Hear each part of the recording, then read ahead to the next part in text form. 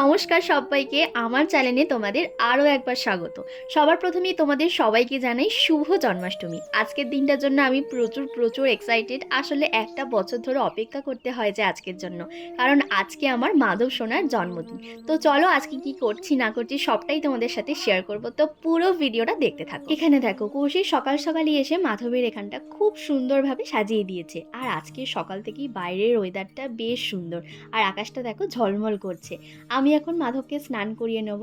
আজকে কিন্তু আমি মাধবকে দুবার স্নান করাবো, এখন আর সন্ধেবেলা আরও একবার করাবো পঞ্চামৃত দিয়ে, তারপরে ভোগ দেবো। তার আগে এখন চলো তাড়াতাড়ি করে মাধবকে তো স্নানটা করিয়ে নিই। এই যে জামাটা, এটা কৌশিক কিনে দিয়েছে, কি সুন্দর তাই না? আর আমি মাধবের জন্য এবারে এই রূপোর পায়ের মলটা নিয়েছি। কেমন হয়েছে তোমরা কিন্তু অবশ্যই কমেন্টে জানিও। যাই হোক, মাধবকে পায়ের মলটা পরে কি মিষ্টি লাগছে তাই না?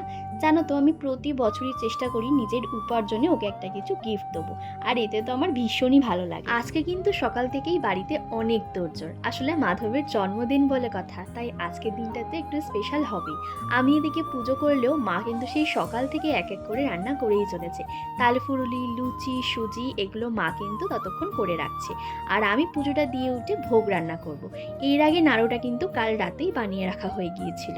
এখন মাধবকে আর তার সাথে লোকনাথ বাবাকেও মালপোয়া, তালের বড়া, নাড়ু, খেজুর, মিছি 5 রকম ফল দিয়ে দুপুরে সেবা দিয়ে দিলাম। চলো এবার এক এক করে ভোগের রান্নাগুলো সব করে ফেলি। প্রথমেই আমি এখানে 5 রকম সবজি সেগুলো এক এক করে ভেজে নিচ্ছিলাম।